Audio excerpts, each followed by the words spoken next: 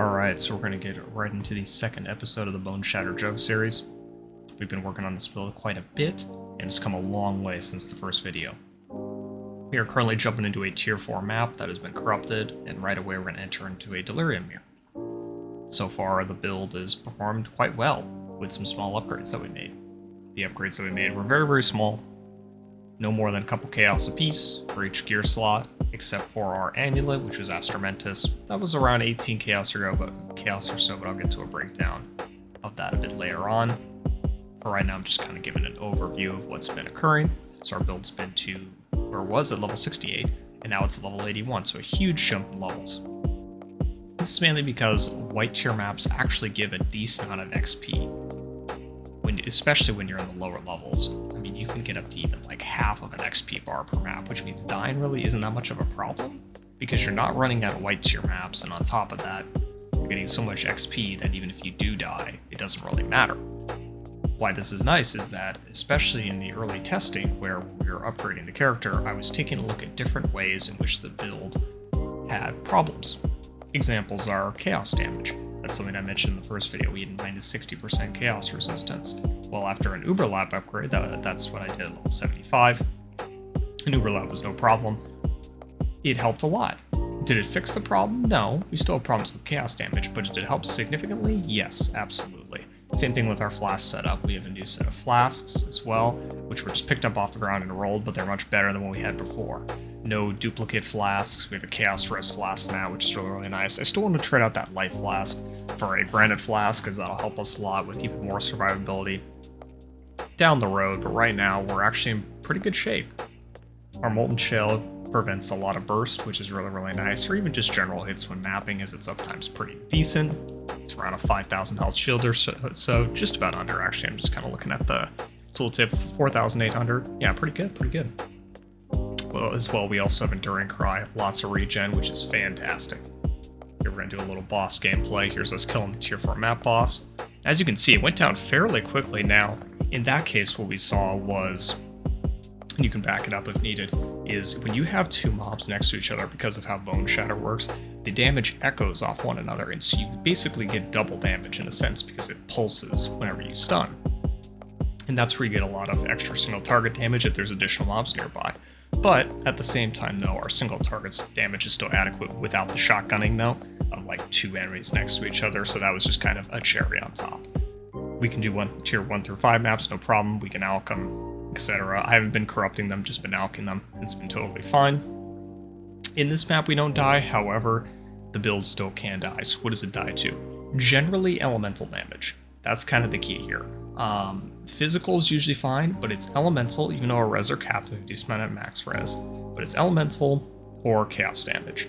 But overall, though, it's performing much better. You can only die to a series of multi-hits, so it's not going to even one hit by anything. Nothing does nearly enough damage. So with that in mind, we're totally fine. So I'm going to go and hop into the next part, which is just going to be us in the hideout discussing what we did essentially in our upgrades. Alright, so this is going to just be going over the gear upgrades for the character, and essentially what we did in order to get a lot stronger. So first off, let's take a look at the rings. The old rings that we had were pretty terrible. Not many stats, just some life, bit of resistance. Again, not that great overall, bit of strength, which we like, but could be a lot better. The rings we replaced them with much more resistance. Again, I kind of explained before that we're going to be offloading a lot of our resistance onto our rings. That's what we did.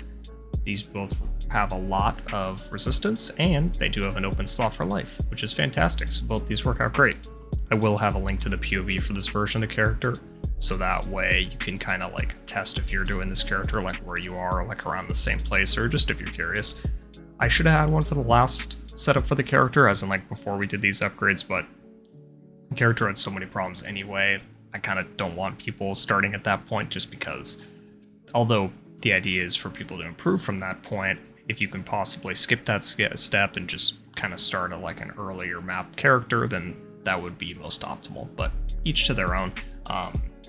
Yeah, I would just reference the POV section of the last video in which we kind of went over what was wrong, etc., because we want to keep moving forward.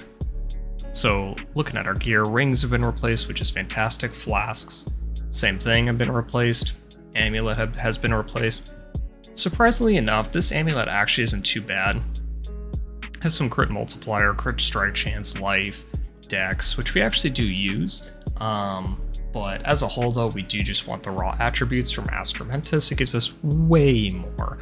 And we have an anoint on it as well, which for reference, what we did here is we bought an 18C Astromentus. This is our most expensive purchase, and I'll get to how we made our money right after the upgrades. And I'll have that like in a separate section. This was around 10C, but I wanted a little better rolls, and as you can see, it's rolled 94 out of 100, so hence why I had to pay a little bit more. So be careful on unique rolls, because sometimes you can pay more or less. If you try to get a perfect Astromentus, it's like an X or something like that. Doesn't matter, we don't need that. So you want to purchase something that's within your wheelhouse, but still get a good like deal essentially on like what you're looking for, right? So you don't want like the lowest rolled Astromentus possible. Right, so like that's something like that. Although with something like that, you could drop like a Divine Orb on it if you figured out that was worth the cost to try to get a better roll. That could be another option as well. Okay, so rings upgraded, amulet upgraded, gloves. Gloves are so much better. As you can see, life, big life. Lots of armor, which we use. Strength, tier 1, resistance, all of that. What you're looking for, again, is even if you can just get a couple of these stats, that'd be fantastic. But we happen to get, which is really nice, a good mix of essentially everything that we want and need. Now, in the last video, I did mention that I was going to try to pick gear that was easily obtainable. As in, you know, I can't just find this like for a bargain and be like, aha, this is the only one on the market. There are many other pairs like this out on the market that give you these same stats. Hence why I went with it. Other stuff as well, you can see I went even more bare bones. Like this belt here, we have some bit of strength, some life, again, very low tier. We're only spending a couple C on these things. So the rings were like 1C a piece. This was a couple C, I think like 3 or 4. This was about 2, 3, I want to say. Not much. Helmet and boots are the same, for reference, so we still need to upgrade those. Weapons the same as well for Pillar of the Cage God. If we move over to our tree, you're going to notice a couple things. Jewels, finally. So in here, finally got that physical attack damage leeches mana, some melee damage, maximum mana, rarity. So basically it's a bit of melee damage and some physical attack damage leeches mana, which is completely fine. That's what we were looking for in this slot anyway. Again, at some point we want to lethal pry, but for now it's totally fine to have that. Over here we have some attributes, max life, attack speed. All those stats are great. You can mix and match these, and that's the key too for your build, is you want to make sure you are getting stats that can overlap. So like if you're playing a spell build, spell damage is great, cast speed is great. If you're crit strike chance, crit multi, mix and match these together. Because if you go for something like a quadruple critical strike multi-jewel, it's going to cost you a ton, right? Like I've seen these jewels go for like 30 exalts or something like that, or more, like 50, which is just nuts. And you don't need that in order to progress, especially in white tier maps, right? I mean, come on, right? So you really, really want to look for these valuable upgrades that still suit your build. Same thing here, life, strength, and melee critical strike chance. Perfect jewel, perfect, love it. Now here comes the, quote, expensive jewel. This is our Watcher's Eye. Your hits intimidate enemies for 4 seconds while you're using Pride. This, tons of these on the market for 10 to 20C, and that's what I ended up picking up. It gives us an extra 10% more damage, bit of life, bit of mana, bit of energy shield. Now from the last video, I know that we had plans to expand this to a cluster jewel setup. This is something we do want to do down the road, but for right now it's a bit out of our budget, because I want to make sure we set up a nice large cluster jewels, mediums, etc. So what did we do with all these extra points and levels? We came down here. We're getting some crit here, we're going to get some overwhelm here as we continue to level up. And from there, it's overall pretty good. We happen to fill out, I think, a little bit more in terms of just around our tree in general, but otherwise it's about the same. We're still on our 5-link as well. This is our 5-link BoneShatter here with our faster attacks and such. This for Ancestral Call, we're going to swap to an Awakened one because these are pretty cheap.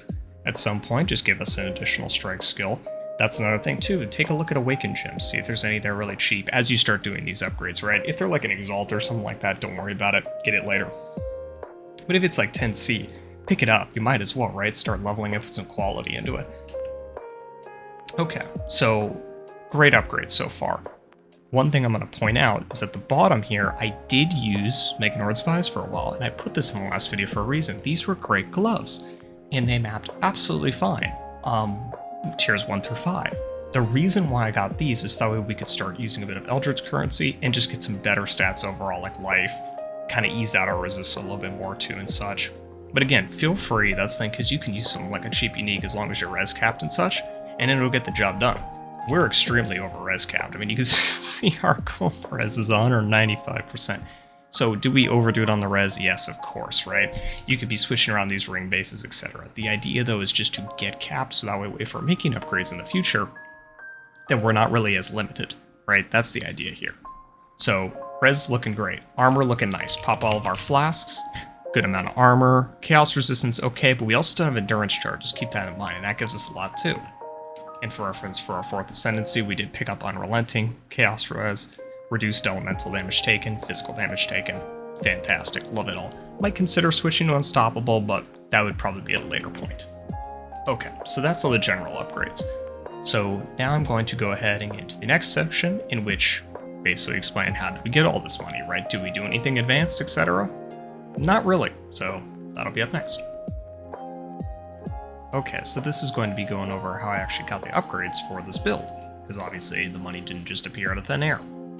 And we got this all from white tier mapping. So here is basically a breakdown of all of our loot. As you can see, it's just a slew of random stuff. Stack decks, chaos, essences, maps, chromatic orbs, scarabs, all this stuff, right? It's kind of a mess. So how is this organized? Well, it's not. That's the easy answer here. This is kind of just a dump of essentially everything I've picked up of somewhat value from the character and just kind of thrown it in these tabs, right? So we basically paid for most of the gear with raw chaos that we dropped on the ground and with a few sales. Now I know what you're thinking. Well, what does that mean? A few sales? Did you find some good items? Did an Exalt drop, etc.? No, an Exalt did not drop, and in fact, really, for the most part, this is the bulk of our stuff. The only thing of super value, put that in quotes, that has dropped is this ancient orb here, as in these were ancient shards that were actually put together from the Harbingers, and then I got one of these basically, so put them all together. A couple expedition coins, and then if we go back up here, also some Astrogali, I think as well. Yeah, we got some Astrogali over here, some scrap metal and such, a little bit of that, but that is it. Now, you may be saying, well, can't you sell the scarabs and the essences and all this other currency? Of course, and you can do that, but I'm trying to keep it still pretty simple. Reason being is if we take a look at my Atlas tree, you'll notice it's 128 and 132 accolade, and you're like, well, wait a minute, if I'm in white tier maps, I don't have access to 128 points. You would be correct.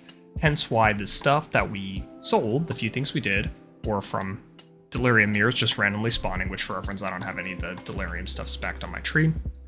So this was like a couple orbs, etc. Which I think one of them was like a Cartographer's orb. I did get like a fine Delirium orb.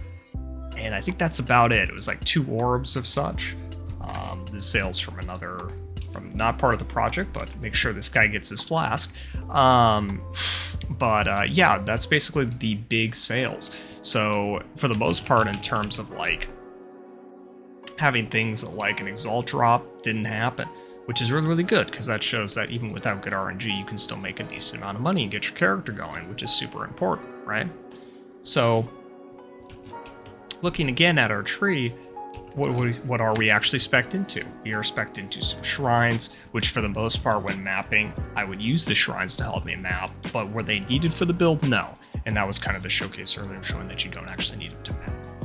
We did have strong boxes, such as Operative Strong Box here. Didn't sell the scarabs from that, because again, it's a decent amount up here. Did have the Harbinger nodes here, right? And for reference, we did have, to be fair, on the Exalted Orb point, we did have, let's see if I can find them. Exalted Shards, here we are. Did have these drop, but I haven't used them, right? I haven't converted them, haven't used them, anything like that, right? Also a Hoarder card as well. This actually dropped somewhat recently, but again, haven't used it. Otherwise, it's just been raw chaos, had some Abyss stuff, a bit of expedition stuff, and expeditions, I've only done like 1 or 2 of them. I do have stream of consciousness, but otherwise I've actually blocked a lot off, which to be honest you wouldn't want to block off this early, right? Because you'd actually want to probably engage with the content if you so choose to, or you can block it off, of course, if you don't want it. Haven't used any master missions. It's just been Alk and go, and then just pick up the loot with really no lucky drops. I've run probably around, I'm ballparking pretty heavily here, but I'm going to say like 25 maps, 25 white tier maps, 30 white tier maps. And that's created quite a bit of profit so far, which is fantastic. In these tabs, just a lot of general stuff, and that's how we kind of got our money. One thing to point out with the gear as well is you'll notice that this has some Eldritch currency. This dropped from maps. I haven't been using the League mechanic at all and will not be for this project, but I just happened to get some, and this happens to have some rolls on it. So we have the crit multi for attack damage, physical damage to attacks, lightning exposure on hit, which lightning exposure on hit does nothing. I just chucked on an orb just to see what we would get, and we happen to get some crit multi, happen to get fizz damage to attacks, which is great, obviously not necessary, but just a nice little boost, because we're going to want to do that to the rest of our gear as well. And then obviously lightning exposure doesn't do anything because we're a physical damage build. But you get the point, we're just trying to get some more stats on the build and such. Anyway, so that's generally the bulk of our money, is just we're just picking up stuff off the ground. There's quite a bit of value. Look at that, I didn't even notice. I got to sell these off too. Look at that, that's worth a decent amount of money right there. So again, you pick up stuff left and right. So it's you know, as long as you're keeping track of what you're actually picking up, you'll notice that you actually make quite a bit of money from just picking up random stuff, really. Even just Alk and go maps with not even like an Atlas strategy or anything, right? Like I'm not really hard speccing into something, trying to pound it out as much as possible, right? Very, very general mapping with no effort, no scarabs, blah, blah, blah, none of that stuff. Okay. So now that we got that, where's next? Well, now we're gonna jump into the POV, because I know this video is kind of long, run through some quick stuff, which may or may not be quick, we'll see. But I want to make sure you guys get the information because it is important to know where we're going next. But we're going to continue doing what we're doing. We're going to be working into yellow tier maps, and that's where we're going to be going to next. And our red tier map that we did do, I did it white, and we failed it barely on the boss. It was a sunken city map, and we failed it. This was done as at a level, I want to say 75. Again, we're at level 81. So this is really promising that we were able to get through a white, as in like no rolled red tier map, tier 16, and almost kill the boss, because this character is so much to upgrade. So I'm gonna jump into the POV now, talk about the stuff we're gonna do. Currency-wise, we're gonna be doing the exact same thing. Probably the video after that will be going to like an Atlas strategy once we get to red tier maps and stuff, and then after that, it's just the void stones, then we're done. So we're cooking along really nicely, but it's POV time. Alright, so essentially this is just going to be going over the POV and showing what we've done, and then also how we're going to improve it in the future. So right off the bat, you can see we've gotten a ton more levels, right? So going to be able to get some points down here, such as crit. In fact, I'm actually going to go in here and set this config. I want to have it so the enemy is maimed for now, just to have that in there, just to account for this node. Not that it really is necessarily going to matter a ton, but it's something nice to have. Otherwise, the config should be set. I do have a thing in here where it does have frenzy charges because of blood rage, but take those out of your bossing, etc. That's just in there to have, essentially. Because you also have things taking like power charges, etc. But frenzy charges are pretty often when you're mapping. BoneShatter stacks, the max here actually should be more. It should be like 12 to 15, actually, if you're hitting something like a single target for a while. But I'm leaving it at 10 because I think that's a decent value, that you get a decent amount of maps. So it seems pretty reasonable. I do have Intimidate check. This is from the Watcher's Eye to calculate that. And otherwise, that's about it. Fortification, endurance charges, which we have extremely high uptime on. And as you can see, our Chaos Res is getting a lot better with those endurance charges. And Res are cap, but the endurance charges just help with overcapping, essentially, which is nice for like curses, etc. Which actually we're going to have an upgrade to that in a second. So config's all good. I don't have the major and minor god set. But for reference right now, I am using Lunaris, and where is it? Garkon, there we go, for shock, essentially shock reduction, as that's pretty important. Having the Shikari one is very, very good against poison, but for now I've found that shock, taking more damage, especially when you're playing BoneShatter and you're harming yourself, it's important to have a reduction against that. Also, this is initial effect. It will go up to maximum effect if you're sitting next to something for a while. This is for pride, so again, I'm not trying to pad the POB with damage here. This is pretty general damage, what you can expect. And it's a lot higher. Like we have 172,000. That's why we're just exploding everything on the screen, as you saw, because before our damage was 30,000 and now it's 172,000. So that's very, very good. But we need to get higher because we're going to be pushing the yellow tier maps. And although maybe for tier 6 and 7s it might be pretty good, we want to be comfortable getting into the higher tier maps. Okay, so how do we do that? Well, first, bossing damage. 1C gem most likely, Vol Ancestor War Chief. This is massive burst, not consistent, but massive burst, right? And that's what we call it, burst, because we're only getting for a short period of time against our bosses. You put down the totem, it itself will do a bit of damage, probably not much. Yeah, minimal basically damage, right? But what's important is the buff that comes along with it, giving us a lot of attack damage. Another option though, to be fair, is a lot of people will use Ancestor Protector. Gives a bit less damage, but the uptime is whenever you want it because you don't need Vol Souls, and it technically stacks more BoneShatter stacks, right? So each to their own, really use either one. I think both are fine, it's just a preference thing. So one of these are going to be chosen here, and that's our bossing buffs essentially, which is going to be great. Another thing is rage. At some point we want to get some rage so we can have Berserk. Look at how much damage Berserk is. Huge, right, as a multiplier. So if you have these together, that's almost like, what, doubling? 340? So before 172, yeah, literally doubling our damage, right? And against bosses, that is huge. So getting rage at some point, for sure, and that's not even setting rage in here, because we don't have rage, like we can't gain it yet, so we can't set it in the config. So these two for bossing, big.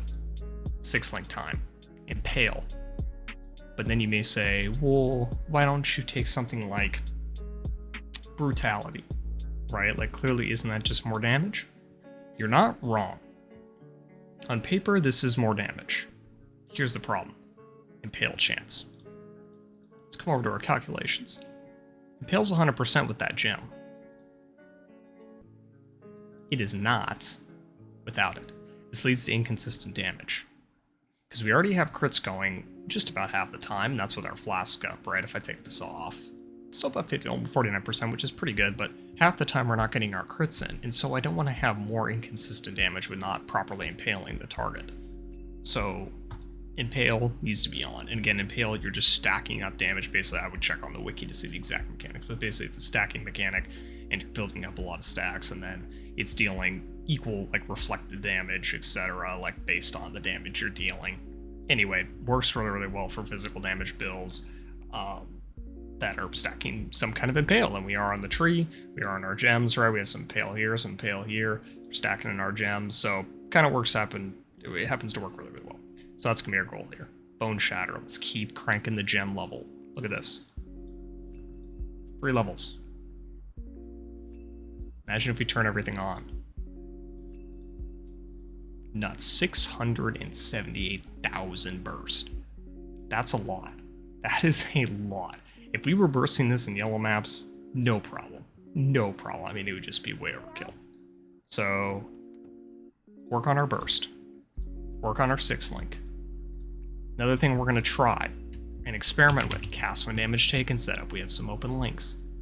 Set this to like maybe like a level 1, add in a Purifying Flame. But what does a Purifying Flame do? It doesn't do damage, right? Because we're not a spell build, we can't really scale it.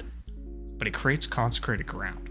More regeneration for us, right? Less curse effectiveness. Curses can hurt, right? Not in terms of direct damage, but as in like things like Enfeeble, Temp Chains, where you're doing less damage or taking more damage or blah, blah, blah, right? You're getting ignited more. Super important. Consecrated Ground effect. Look at that life regen gain next year. Almost 300, right? And that's huge just at base regen. I'll take it, right? So that's big. Something to experiment with here, right? So those are the main upgrades. Get some more levels and then look into cluster jewel setups. But before we do that, upgrade the helmet and the boots. Got some dead stats here that I really like to gather, like rarity, right? We don't need the cold res, we're so overcapped on it. On the helmet, this is doing us basically nothing, except a bit of lightning res that we do need, just because without the endurance charges we're not capped. Otherwise, just a bit of accuracy, which we don't need. Regen's nice, but anyway, point is we need a new helmet. So those are the upgrades for now. And last of all, get a granite flask right here in flask number 1. And then make them all automated with instilling orbs. So a good slew of upgrades, but not unobtainable, right? So that's what we are going to do, and then we're going to be tacking on more upgrades, but that's the initial focus. So in order to get this again, we're going to be doing the exact same mapping strategy, just picking up whatever we find. After this, then we're going to get into a specialized strategy. But for now, this is basically we have a good foundation, expanding upon it, and then this is going to allow us to catapult into the endgame strategies, okay? I will post this POB link down in the description, so you can mess around with it, do whatever you want, but otherwise that's it. I know this is even longer video, I'm going to try to keep it shorter in the future, but, I mean, it is what it is, right? You have to make sure the information's out there, you know, because that's really, really important. And again, at the end of the day, just for reference, I'll pop back in the game. Again, this isn't trying to fudge the gear or anything like that. Like, again, we're not trying to take our currency, right? Or like a mage blood or something like that and just like make the build like insane, right? The idea here is to actually do this legitimately so that way people can follow along, right? Like if we wanted to fix the build, we can do that, but that's not the point. So do keep that in mind if you're kind of on the edge of like, oh, is it really possible, etc. No, it is, and then that's kind of the point of this. And plus two, to explain what is hard, right? Like the build still can die, it can die to elemental, it can die to chaos, and we're gonna improve on that, right? So yeah, anyway, thank you so much for watching, and see you guys in the next one. Peace.